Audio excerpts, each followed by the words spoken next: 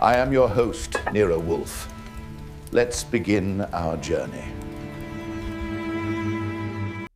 I was in the office, finishing up the bank statement and wondering if the price of oil was going to make Wolfe consider raising his fees, or if Head just cut back on my salary. Knowing Wolfe, He'd sooner give up the orchids than his third bottle of beer before lunch, so I wasn't optimistic about the salary. It was 10:52 on a Friday morning, which meant Wolfe was up in the plant rooms with Theodore, probably insulting a cattleya for not blooming on schedule. The doorbell rang. I didn't get up immediately. I waited for the second ring, just to maintain the professional dignity of the establishment. When I pulled the heavy front door open, I didn't see a client. I saw a problem. He was about 60, wearing a coat that had seen better decades and a hat that looked like it had been sat on by a frustrated elephant. He didn't ask to come in, he just leaned against the doorframe, as if he were waiting for a bus that was 3 hours late. "Mr. Wolfe is busy," I said, giving him the standard opening. "I'm Archie Goodwin. If you have a message, I can take it.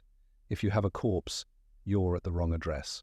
The man looked at me with eyes that were unnervingly clear for a face so weathered. "I don't have a message, Mr. Goodwin, and I'm not a corpse yet.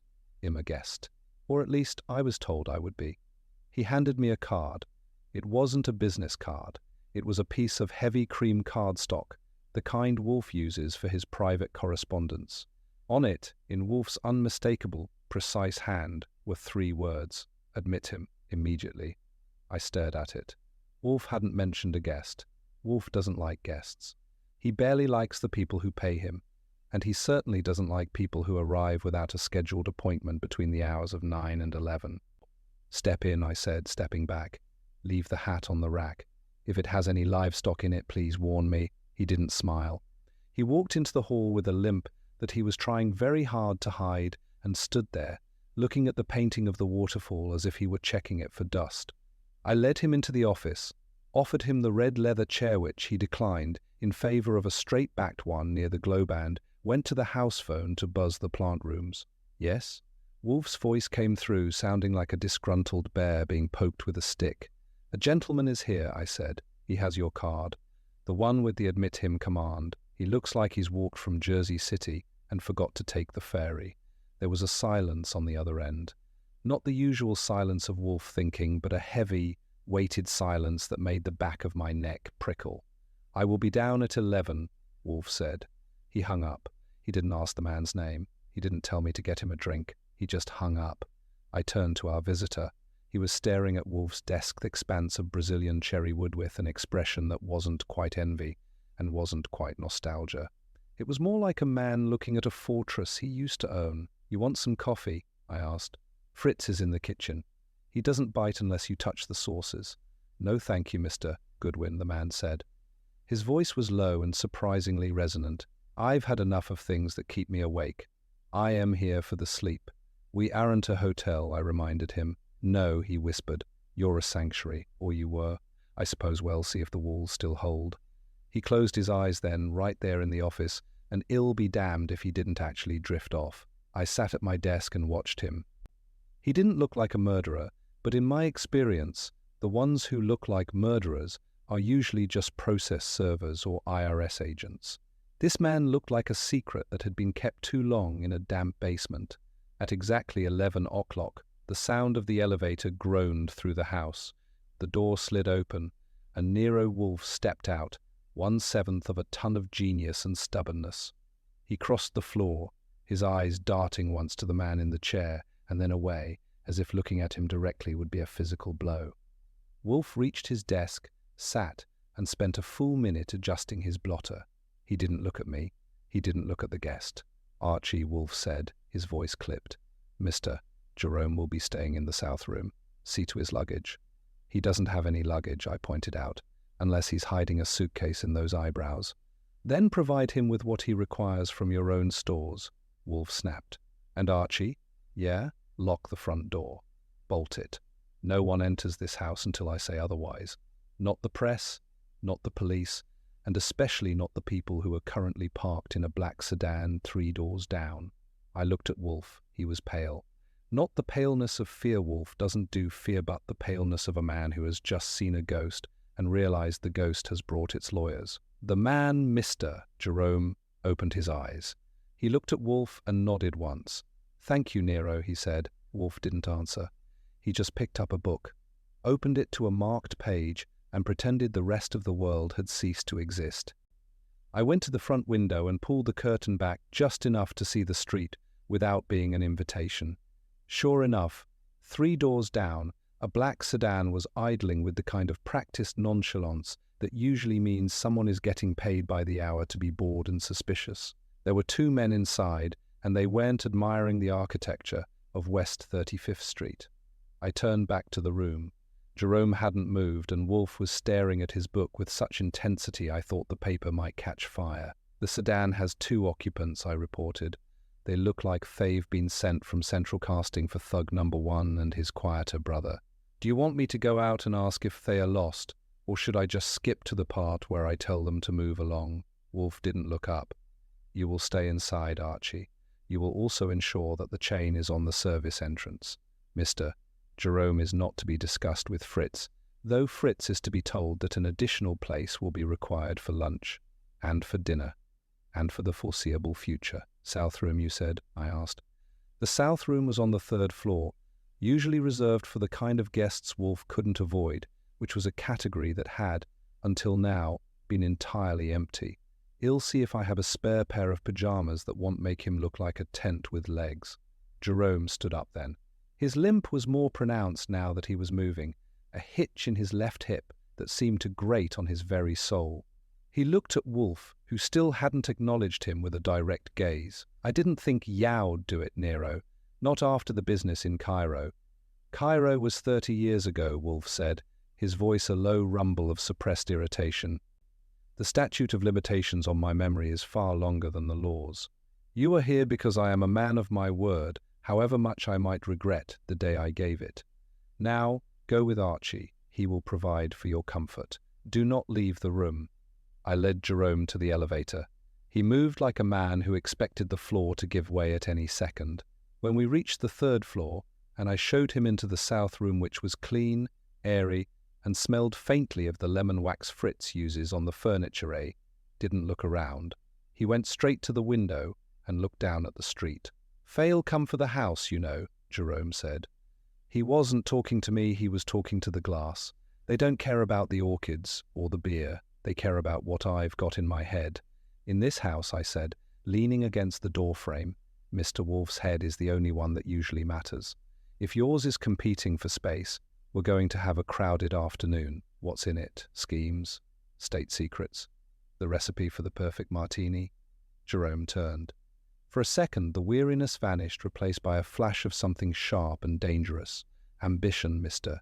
Goodwin, the kind that burns down cities. I've spent 40 years building a wall around a certain set of ledgers, and now the wall has developed a crack.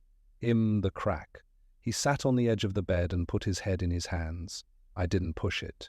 If there's one thing I've learned working for Nero Wolfe, it's that people eventually spill their guts if you give them enough silence to drown in. I went to my room, grabbed a set of blue silk pajamas ID bought on a whim and never wore, and a spare robe. I brought them back, laid them on the chair, and told him lunch was at 1.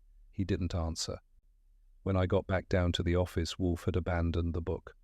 He was sitting with his eyes closed, his fingers interlaced over his center of gravity, which is a considerable expanse. His yellow-gold tie was slightly asked a sure sign of internal atmospheric pressure. "All right," I said, sitting at my desk and swinging my legs. "The guest is tucked in, the pajamas are blue, the doors are locked. Now, how about the part where you tell me why we're harboring a fugitive from a bad spy novel? Jerome who, and why did you give him a card that says, 'Admit him'?" Wolfe opened one eye. It was cold. "His name is Jerome Valeska.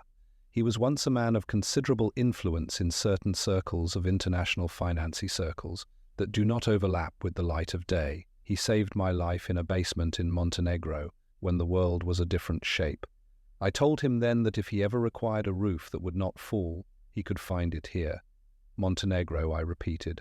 "Great. So we're paying off a 30-year-old debt to a man who says people are coming to burn the house down. Does this mean I should cancel my date for tonight or just bring my gun to the dinner table?"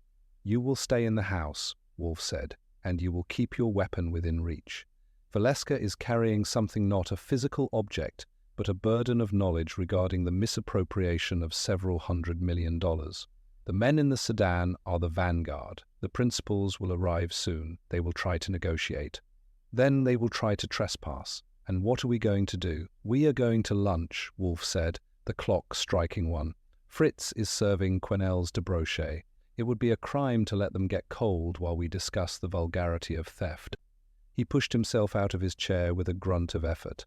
I followed him toward the dining room, but my mind was back on that sedan. People who lose hundreds of millions of dollars don't usually wait for an invitation to lunch. They bring their own silverware, usually in the form of a battering ram. Lunch was a quiet affair, which is to say, it was a standard Nero Wolfe production where the food is treated with more reverence than the Supreme Court. Jerome Valeska sat to Wolfe's right, looking like a ghost who had accidentally wandered into a gourmet kitchen. He barely touched the quenelles, which I took as a personal insult to Fritz, but Wolfe didn't seem to notice. He was too busy explaining the historical significance of the pike in Central European cuisine to care if our guest was starving. Jerome just stared at his water glass, his fingers twitching periodically, as if he were trying to count something he couldn't see. By 2 o'clock, the atmosphere in the brownstone had shifted from merely tense to thick enough to clog a drain. I went back to the office to check the street. The black sedan was still there, but now it had Campagna sleek silver European model that looked like it cost more than my house and my future combined. 2 men stepped out of the new arrival. One was a tall, lean streak of charcoal wool with hair so white it glowed. The other was a shorter, broader man who moved with the practiced ease of someone who breaks things for a living. "Company's here," I called out, the charcoal suit and the heavy. Thea coming up the steps. Wolfe sighed, a sound like a tire losing air. "Bring them in, Archie, but only the one in the wool. The other may remain on the stoop to contemplate the masonry." I went to the door. I didn't open it all the way, just enough to show I had the chain on and a very firm grip on the handle. The white-haired man looked at me with eyes that were as cold as a February morning in Duluth. "I am Arthur Sterling," he said. His voice was like expensive silk being dragged over gravel. "I believe you have a guest who belongs to my firm, Jerome Valeska. He's currently occupying our south room," I said cheerfully. "But Mr. Wolfe doesn't believe in people belonging to firms. He finds the concept philosophically untidy. You're invited in. Your shadow stays outside to keep the sedan company." Sterling stiffened, but he nodded to the heavy and stepped inside when I released the chain. I led him into the office where Wolfe was already back in his throne, looking as immovable as a mountain with a grudge. Jerome was nowhere to be seen. Wolfe had tucked him away in the front room, likely behind a locked door. "Mr. Wolfe," Sterling began, not waiting to be offered a chair. "Valeska has in his possession certain records d'article and physical that are the property of the Sterling Vane Group. His departure from our offices last night was abrupt. We want him back, and we want the files. There is a substantial finder's fee for your cooperation. 5 figures, low 6 if you're quick about it." Wolfe leaned back, his eyes half closed. "I do not find for a fee, Mr. Sterling. I investigate, and occasionally I protect. Mr. Valeska is a guest under my roof. As for your records, he claims they are not yours, but rather a map of a massive embezzlement scheme involving 4 of your primary directors." Sterling didn't flinch. He's a disgruntled employee with a history of mental instability. "Whatever he told you is the product of a collapsing mind." "Is it?" Wolfe asked. "Then why the 2 cars? Why the surveillance? Why the look of genuine panic behind your very expensive spectacles?" "I am not panicked," Sterling snapped. "I am a businessman who wants his property returned. Valeska stole a cipher-physical key shaped like a 5-pointed star. It is a proprietary encryption device. Without it, our international accounts are locked. He's holding the global economy of a dozen firms hostage." I watched Sterling's hands. They were shaking just a fraction. He wasn't worried about the money, he was worried about the exposure. I looked at Wolfe. He was doing that thing with his lips, pushing them out and pulling them in 1 millimeter at a time. It's his version of a nervous breakdown, which is to say he was thinking at 1,000,000 miles an hour. "The star," Wolfe murmured. "A physical key. How quaintly medieval. Archie did Mr. Valeska have such an object when he arrived? He had a limp and a bad hat, I said. If he had a star, it was tucked somewhere I didn't look. But he did mention a crack in the wall. I am guessing the star is the hammer he used to make it. Sterling turned to me, his eyes burning. He's dangerous, Goodwin. Not because he can shoot, can't, but because he doesn't care if he dies as long as he takes us with him. He's a martyr looking for a stake to be burned on. Don't let him use this house as the pyre. He'll keep the matches away from him, I promised. But for now, the door is that way. Mr. Wolfe will consider your finder's fee with all the contempt it deserves. Once Sterling was back on the sidewalk, I turned to Wolfe. So, we've got a 5-pointed star, a disgruntled martyr, and a 6-figure bribe. What's the move, boss? Wolfe didn't answer immediately. He stared at the empty red leather chair. The move, Archie, is to find out if our guest is a thief or a saint. Because if he's a thief, I've just insulted a very powerful man for no profit. And if he's a saint, we're going to need a lot more than a bolt on the front door to keep the devils out. He rang the bell for Fritz. Beer, he commanded, and tell Mr. Valeska I wish to see the star, now. I went up to get him, but the south room was empty. The bed hadn't been ruffled, and the blue silk pajamas were still sitting on the chair like a discarded skin. My heart did a quick skip step against my ribs. I checked the bathroom empty. I checked the closet empty. Then I saw the window. It was unlocked, and the heavy drapes were fluttering in a breeze that shouldn't have been there. I looked out. The fire escape on the south side of the building is sturdy enough, but for a man with a limp that made him look like a broken compass, it was a long way down. I didn't waste time calling out.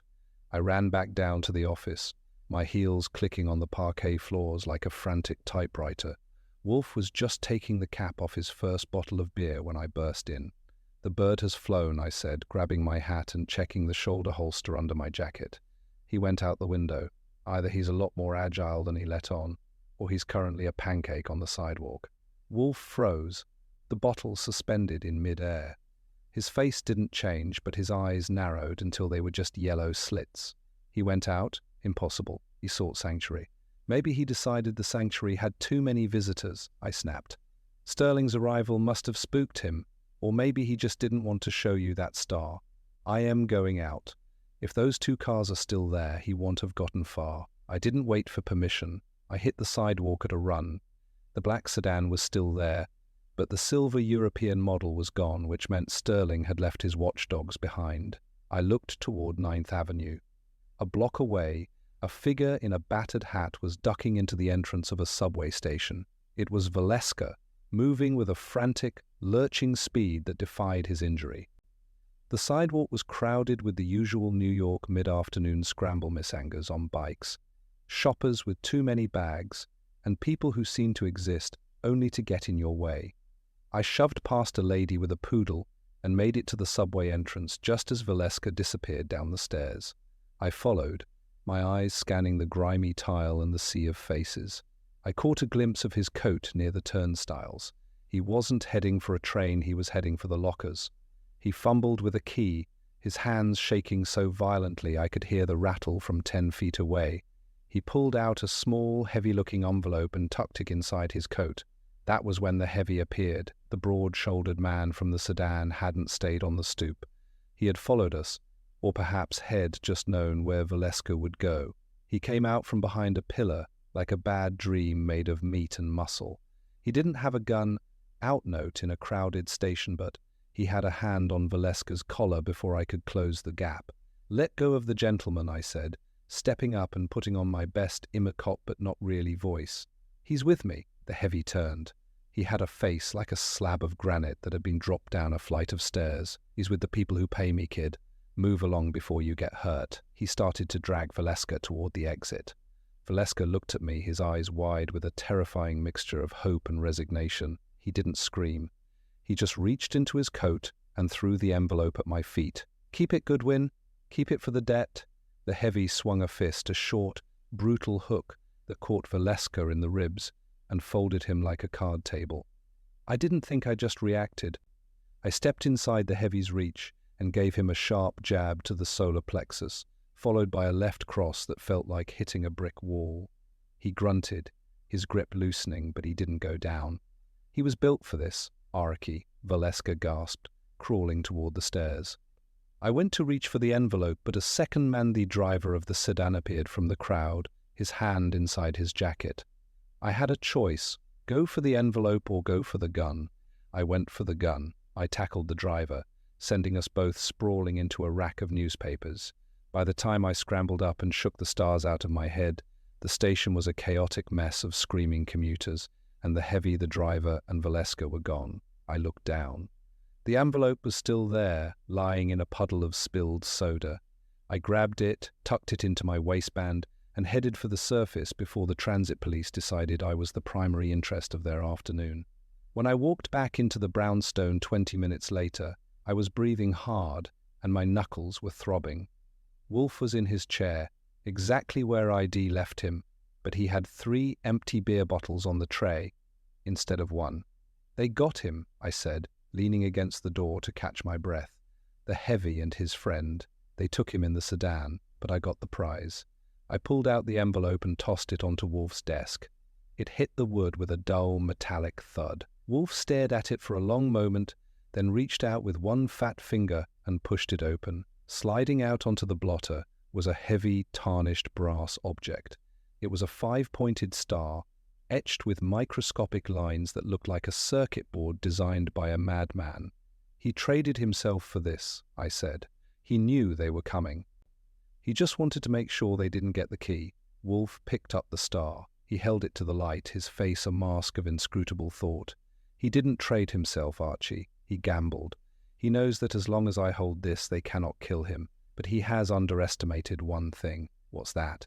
"The sanctity of my home," Wolfe said, his voice dropping to a dangerous whisper. "They took a guest from my protection. They have disrupted my peace. They have made this personal." The office was so quiet I could hear the hum of the refrigerator in the kitchen, 2 rooms away. Wolfe was staring at the brass star as if he expected it to start whistling. He hadn't touched his beer in 10 minutes, which in this house is the equivalent of a 5-alarm fire. I sat at my desk, nursing my bruised knuckles, and waiting for the volcanic eruption that usually follows a direct insult to his ego. It didn't come. Instead, Wolfe rang the bell for Fritz. When Fritz appeared, he wasn't carrying a tray. He looked agitated, his chef's hat slightly tilted. "Mr. Wolfe," he began before Wolfe could speak, "I must apologize. The poulet and papilote for this evening. I cannot finish the seasoning. The Hungarian paprika, the tin I opened only yesterday, it is gone. And not just the paprika. The small jar of shallot reduction I prepared this morning has been moved to the pantry shelf behind the flour." I sat up straight. Fritz doesn't lose things. He knows the location of every peppercorn in that kitchen better than I know the streets of Manhattan. Wolfe's eyes sharpened, the yellow lights in them dancing. "Gone, Fritz, or merely misplaced. Gone, Sish. And the shallots, I did not move them. I am the only one who uses that station." Wolfe turned his gaze to me. "Archie, when did Mr. Valeska leave the office?" "Right after I tucked him in," I said. "He must have doubled back through the back stairs while I was in my room grabbing the pajamas. That leads right through the pantry. He didn't just want to escape," Wolfe murmured, his voice thick with a new kind of interest. "He wanted to leave a trail, or perhaps a signal.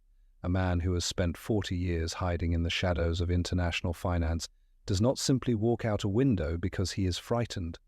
He is a strategist. He knew you would follow him. He knew the heavy would follow him. If he wanted to leave a signal, why steal the paprika?" I asked. "Is he planning on seasoning his captors before they kill him? Think, Archie. What is the one thing in this house that is never disturbed? The kitchen. By moving the shallows and removing a specific spice, he ensured that Fritz would complain. He ensured that I would know he had been there. He was telling me that he wasn't just a victim. He was a participant." Wolfe picked up the brass star again. "This object is not a key in the traditional sense. Look at the etching. These are not just decorative lines, they are coordinates. If you overlay this on a map of a specific grid, the points of the star indicate locations. But the paprika, Fritz, fetch the tin of Spanish pimenton, the one next to where the Hungarian was." Fritz hurried out and returned a moment later with a small red tin. Wolfe took it, unscrewed the lid, and dumped the contents not onto a plate, but directly onto the star on his desk. I opened my mouth to protest the mess, but I choked it back. Wolfe began to blow gently on the powder. The fine red dust settled into the microscopic grooves of the brass, highlighting a series of numbers that had been invisible to the naked eye. "It's a physical hash," I said, leaning in. "The powder fills the grain to reveal the code." "Precisely," Wolfe said, his lips doing that little dance again. Mr. Valeska knew that if he simply told me the code, I might be inclined to hand him over to Mr. Sterling to rid myself of the nuisance. But by involving Fritz Kitchenbeat, disrupting the very foundation of my domestic peace, forced me to engage with the mechanics of his problem. He didn't just leave a message, he left a taunt. The phone rang. I picked it up. It was Arthur Sterling. He didn't sound like silk on gravel anymore. He sounded like a man who was watching his empire slide into the East River. "Goodwin," he hissed. "We have Valeska. He's being difficult. He claims he gave you the star. I want it. I am prepared to offer $500,000 for that piece of brass, no questions asked. If you refuse, I'll have the police there within the hour with a warrant for harboring a fugitive and possession of stolen property. I have the papers to prove the star belongs to the firm." "You've got a bad connection, Artie," I said. "All I hear is a man who's about to lose his shirt." "Hang on, the boss wants a word." I handed the receiver to Wolfe. He didn't put it to his ear, he held it a few inches away, as if Sterling's voice might contaminate the room. "Mr. Sterling," Wolfe said, his voice cold and resonant, "you have committed a grave error. You have abducted a man from my threshold, and you have caused my chef to lose his composure over a tin of paprika. The price of your star has just gone up. It is no longer for sale. It is now a tether. You will bring Mr. Valeska back to this house, unharmed, by 8 o'clock tonight. If you do not, I shall spend the remainder of my life ensuring that the contents of those coordinates are published in every major newspaper from London to Tokyo." Wolfe hung up without waiting for a reply. He looked at me, his face a mask of grim determination. "Archie, call Saul Panzer. Tell him I need him to find a black sedan, and tell him to bring a crowbar. We are going to find out where Mr. Sterling keeps his secrets, and we are going to do it before dinner is served." I reached for the phone and dialed the number that I know by heart but never write down.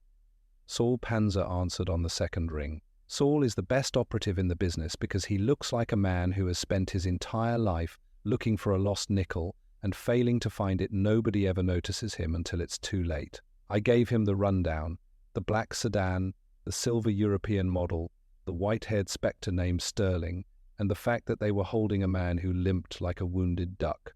"I'm on it, Archie," Saul said, his voice as steady as a surgeon's hand. "If Thea's still in the city, I'll have them pinned before the sun hits the Hudson." Do I play it loud or soft? Wolfe is past soft, I told him. He's currently in a state of controlled atmospheric pressure. They touched the kitchen, Saul.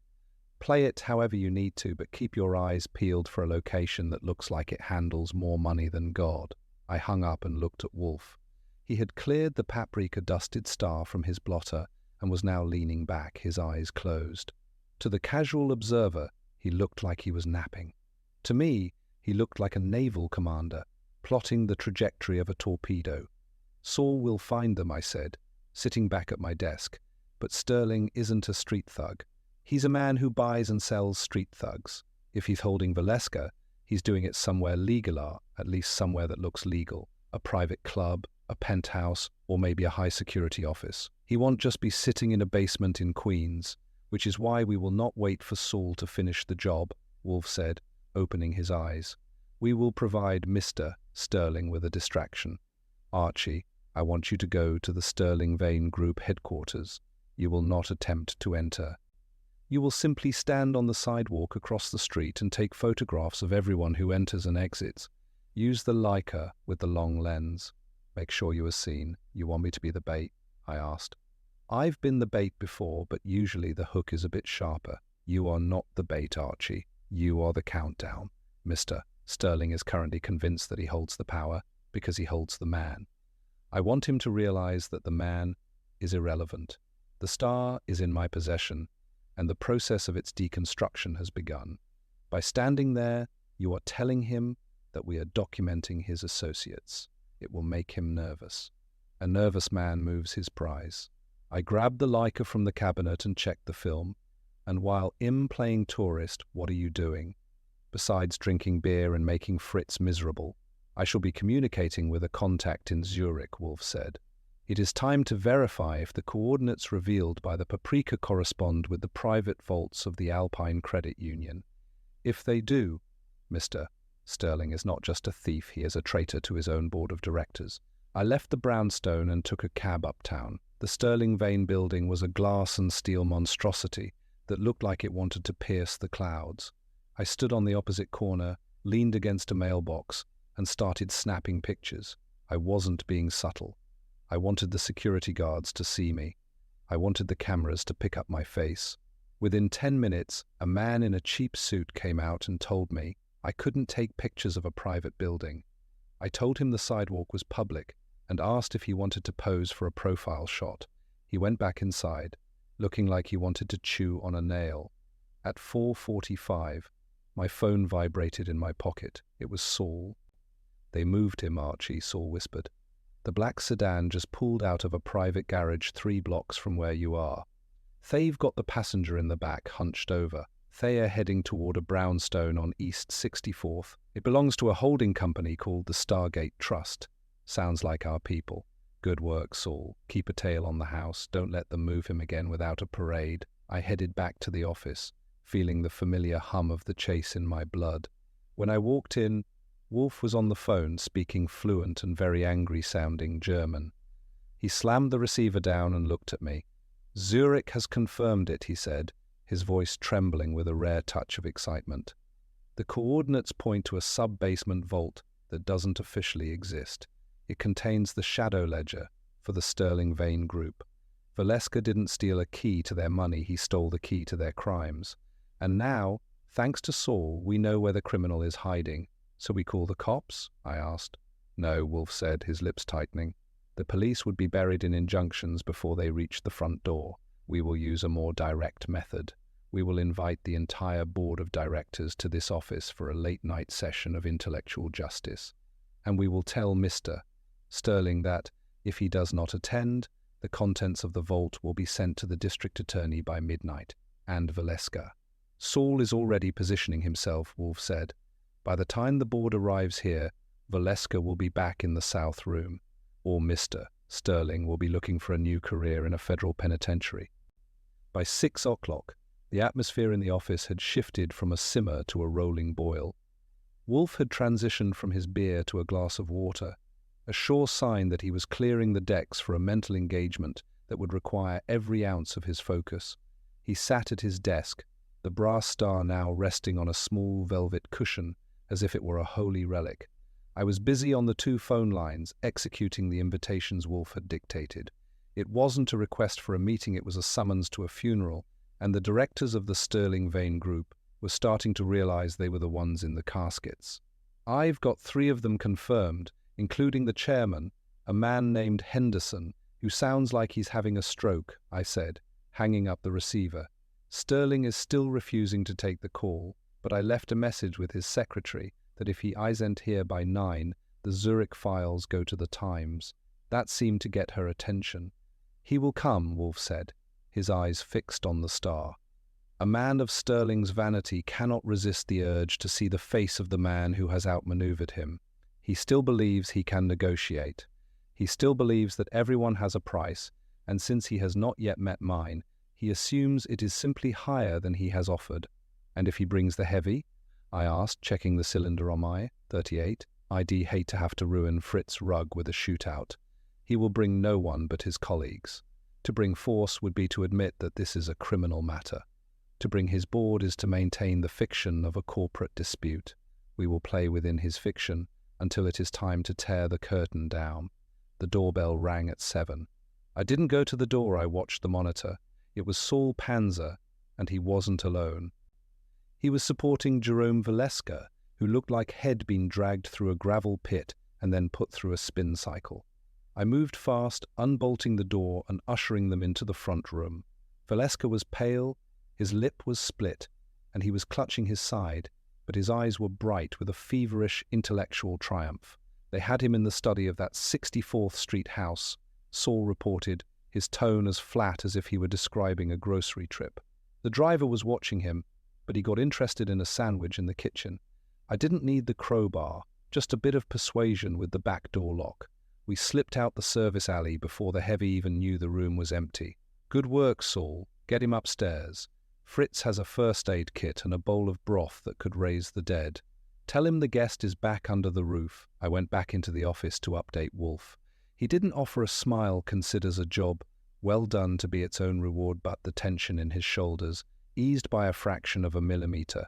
The board will arrive in 1 hour, Archie. Arranged the chairs.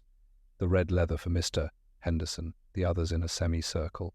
I want them to feel as though they are appearing before a tribunal, not a consultant. And the star? I asked. Leave it exactly where it is. It is the center of their universe. I want them to stare at it and wonder how much I know, and more importantly, how much I am willing to say. I spent the next 45 minutes playing interior decorator. I've found that the way you seat people in this office determines about half the outcome of the night. I put the weak-willed ones where they'd have to look up at Wolfe, and the aggressive ones where the light from the desk lamp would catch them right in the eyes. By the time the first limousine pulled up to the curb, the stage was set. Wolfe was in his element. He wasn't moving, but he was vibrating with a specific kind of energized kind a spider has when it feels the first vibration on the outer edge of the web. He had spent the last hour memorizing the names and histories of the men who were about to walk through the door, finding the cracks in their public personas that he could wedge his thumb into. "They are here," I said, looking at the street. "For Limos. It looks like a funeral procession for a very unpopular king."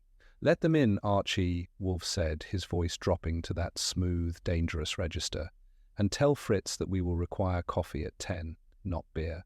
These men need to be sharp enough to feel the blade when it slides in."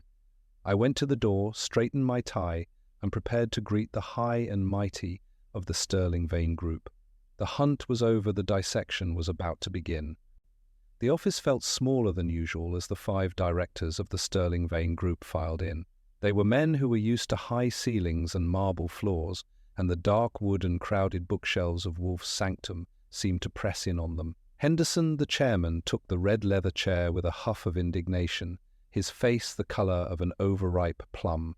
Sterling sat to his left, his white hair gleaming under the lamp, his eyes fixed on the brass star resting on its velvet cushion. He looked like a man who was calculating the cost of a bribe, while simultaneously looking for the nearest exit. "This is an outrage, Wolfe," Henderson began, his voice trembling with the practiced authority of a man who hadn't been told no since the Truman administration. "To summon the board of a multi-billion-dollar entity to a private residence in the middle of the night, you were not summoned." "Mr. Henderson," Wolfe interrupted, his voice a low, resonant boom that cut through the chairman's bluster. "You were invited to witness the preservation of your own reputations. Whether you choose to appreciate the opportunity is a matter for your own conscience, provided you still possess one. Archie, the beer." I moved to the cabinet, not to serve the guests. Wolfe rarely offers refreshments to people he's about to dismantle, but to pour Wolfe's 8th bottle of the day. The clink of the glass against the bottle was the only sound in the room for a long minute. The directors looked at each other, then at the star. "We know Valeska is here," Sterling said, his voice cold. "And we know he's a thief. That object on your desk is proprietary technology. If you don't hand it over, the police are currently occupied with more mundane matters than the shadow ledgers of Zurich," Wolfe said, leaning forward. The movement was slight, but it had the impact of a shifting tectonic plate. "Let us dispense with the fiction of the proprietary technology. This star is a cipher. It is the physical manifestation of a hash key used to access a vault in the Alpine Credit Union R-Vault that contains the records of a $300 million siphon. Money that was moved, over the course of 6 years, from the Sterling Vane Pension Fund into a series of shell companies controlled by, well, let us look at the seating arrangement." Wolfe's eyes traveled slowly across the semicircle of men. One of them, a younger director named Miller, suddenly found his shoes very interesting. "Mr. Valeska was not a thief," Wolfe continued. "He was a guardian. He realized that the wall he had helped build was being used to hide a rot that would eventually collapse the entire structure. When he attempted to bring this to the board's attention, he was targeted. He came to me because he knew that in this house, the truth is not subject to a board vote. "You have no proof," Sterling snapped. "A brass trinket and the word of a disgruntled employee mean nothing in a court of law." "I am not a court of law, Mr. Sterling. I am a private investigator with a very long memory and a very short patience for those who disrupt my kitchen. You see, when Mr. Valeska left this afternoon, he didn't just leave a code. He left a trail of evidence that I have spent the last 4 hours verifying with my contacts in Europe. The Paprika Trail, as I have come to think of it, led me to a realization. The theft wasn't committed by the board. It was committed by a subcommittee of 2. The room went icy. Henderson looked at Sterling. Sterling looked at Miller. The air was thick with the smell of old paper and new fear. "I have the names," Wolfe said, his voice dropping to a whisper. "I have the account numbers. And most importantly, I have the star. You have 2 choices. You can allow me to turn this evidence over to the chairman here, along with a full report on the identities of the 2 men who have been robbing their colleagues blind. Or I can call the district attorney now, and we can all enjoy the spectacle of a corporate titan being led out in handcuffs." "Which 2? Henderson asked, his voice cracking. Wolfe didn't answer. He picked up his glass of beer, took a deliberate sip, and looked at me. "Archie, is Mr. Valeska comfortable?" "He's finishing his broth," I said, "and Saul is standing by." "Good." Wolfe turned back to the board. "Mr. Sterling, you look remarkably pale. Perhaps you would like to explain to your colleagues why the coordinates on this star match the GPS location of a villa in Tuscany that is currently registered to your mistress' maiden name." Sterling didn't move. He didn't blink. He just sat there, a white-haired ghost in a charcoal suit, while the empire head built on a foundation of theft began to crumble in the quiet of a West 35th Street office. His silence that followed Wolfe's mention of the Tuscany villa was the kind of silence you find at the bottom of a well-heavy, damp and smelling of old secrets. Sterling didn't explode. Men like him don't. They just go cold, like a furnace with a blown pilot light. He looked at Wolfe, not with the arrogance head brought in at 9 o'clock, but with a clinical, detached hatred. "Tuscany is a lovely province," Wolfe remarked, as if he were discussing the weather in the Bronx. "But it is a difficult place to hide the trail of $300 million when the man who designed the path is sitting in my south room eating broth." "Mr. Valeska didn't just give me a key, Mr. Sterling. He gave me the ledger of your vanity. You're bluffing," Miller blurted out. He was the younger director, the one who had been trying to merge with the upholstery. His forehead was slick with sweat that the desk lamp made look like oil. "The Zurich accounts are encrypted. Even with the star, it would take weeks to it took exactly 42 minutes, Wolfe snapped, his eyes flashing. "Because Mr. Valeska provided the salt for the encryption before he left. You see, when he disturbed the kitchen, he didn't just move shallots to annoy my chef. He moved them to specific positions that corresponded to the shifting variables of the Sterling vein security protocol. It was a mnemonic device, a physical backup for a mind that knew it might be broken by your heavy before it could reach me. He assumed correctly that I would notice a deviation in my own household's order. I looked at Wolfe. I hadn't known about the shallot variable connection ID, just thought he was being his usual cranky self about the pantry, but that's the thing about Wolfe. He sees a pattern in a bowl of soup while I am just looking for the spoon. You and Mr. Sterling," Wolfe continued, pointing a thick finger at Miller, "have been skimming the pension fund to cover the losses of a disastrous speculation in Southeast Asian rubber. When the losses exceeded your ability to hide them, you didn't stop, you doubled the bet. You used the star as a lockout, ensuring that no other board member could audit the special projects account without both of you being present. But Valeska, the man you treated as a mere clerk, was the one who forged the star. He kept a duplicate of the logic gate." Henderson, the chairman, stood up. He didn't look like a plum anymore, he looked like an executioner. He turned to Sterling. "Arthur, is this true? Did you take the retirees' money to save your own skin in the rubber market?" Sterling didn't answer. He knew the game was up the moment Wolfe mentioned the shallots. The precision of the detail was too great for a bluff. He simply stood, straightened his charcoal jacket, and looked at the door. "I believe I'd like to speak with my attorney now. A wise choice, Wolfe said. Archie, if you would be so good as to show Mr. Sterling and Mr. Miller to the front door. There are two gentlemen from the district attorney's office waiting on the stoop. I took the liberty of calling them when Saul arrived with Mr. Valeska. It seemed efficient. The room cleared out faster than a theatre during a fire drill. Henderson stayed behind for a moment, looking at the star on the desk as if it were a poisonous snake. What happens to the money, Wolfe? The money is still in Zurich, Mr. Henderson. With the star and the codes I have extracted, your board can recover the funds. My bill will be sent to your office in the morning. It will be substantial, as I had to compensate Fritz for the loss of his paprika and the emotional trauma of a rearranged pantry. When the door finally clicked shut behind the last of them, the office felt massive again. The tension had drained out with the guests, leaving only the smell of stale air and Wolfe's quiet satisfaction. He leaned back, his eyes closing, and let out a long, slow breath. "The star, Archie," he murmured. "Put it in the safe. It is a garish object, and I find its presence distracting." "Sure thing," I said, picking up the brass trinket.